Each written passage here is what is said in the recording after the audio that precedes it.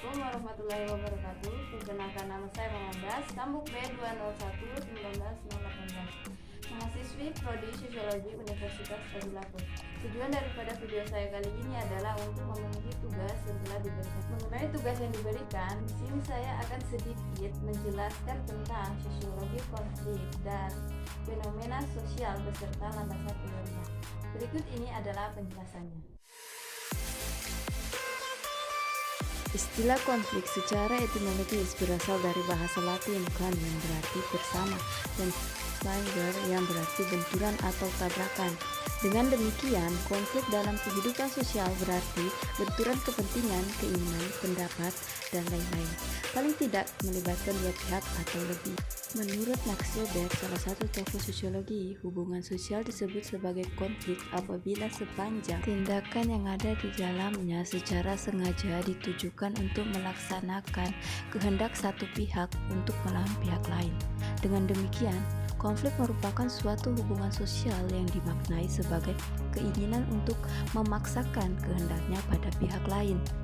Sejauh Servanto sendiri berpendapat dalam rangka mencapai tujuan seseorang atau kelompok akan menggunakan segala cara termasuk ancaman atau kekerasan sebagai bentuk pertentangan terhadap lawannya.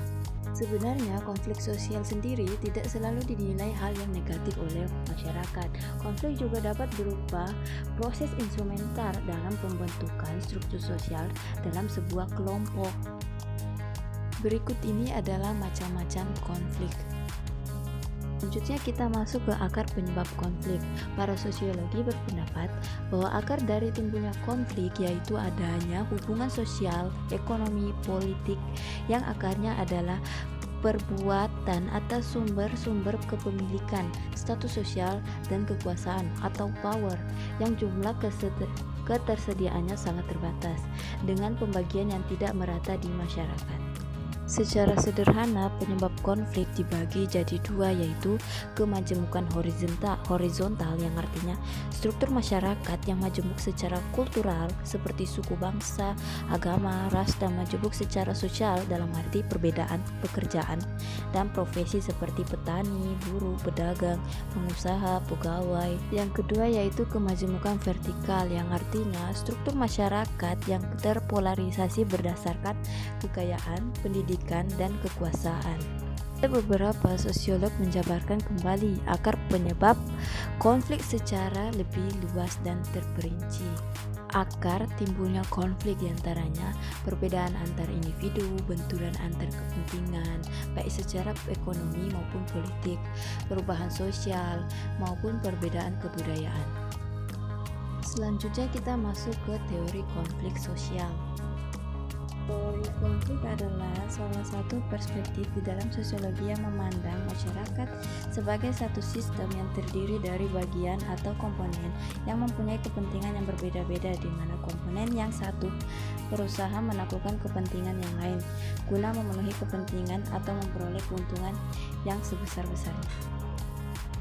Salah satu tokoh sosiologi, Karl Marx, dalam teori konflik, ia memiliki beberapa pandangan mengenai kehidupan sosial, yaitu yang pertama, masyarakat sebagai arena yang di dalamnya terdapat berbagai bentuk pertentangan.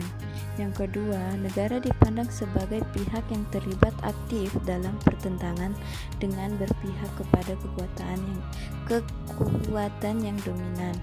Yang ketiga, paksaan atau coercion dalam wujud hukum dipandang sebagai faktor utama untuk memelihara lembaga-lembaga sosial. Keempat, negara dan hukum tidak sebagai alat penindasan yang digunakan oleh kelas yang berkuasa kapitalis demi keuntungan mereka.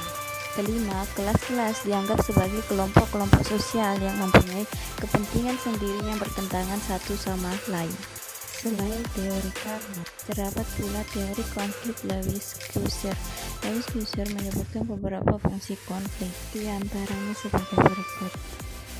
Salah satu fenomena yang terjadi yang berkaitan dengan teori sosiologi konflik yaitu konflik sosial masyarakat desa antara warga dengan aparat desa. Aparat desa seringkali menyalahgunakan wewenang jabatan yang dimiliki, antara lain melakukan korupsi dana desa, mengambil keputusan secara sepihak, bertindak sewenang-wenang, menyalahgunakan fasilitas desa. Penyalahgunaan wewenang akan memicu terjadinya konflik di mana masyarakat desa yang geram akan hal tersebut bisa melakukan aksi protes terhadap aparatur desa.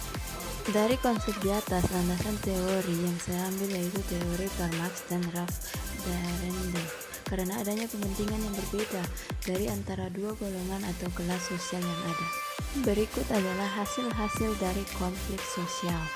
Selanjutnya ialah menyikapi konflik sosial. Konflik dianggap sebagai suatu yang bersifat negatif maupun positif, sangat tergantung bagaimana masyarakat menyikapi itu sendiri. Ada yang memandang konflik sebagai sesuatu yang bersifat negatif karena akan mengakibatkan diimplikasi sosial. Sementara itu, ada sebagian pihak yang seringkali memicu konflik antar anggota kelompok sosial yang berasumsi bahwa konflik dapat berakibat pada terpicunya motivasi anggota-anggota masyarakat untuk berprestasi.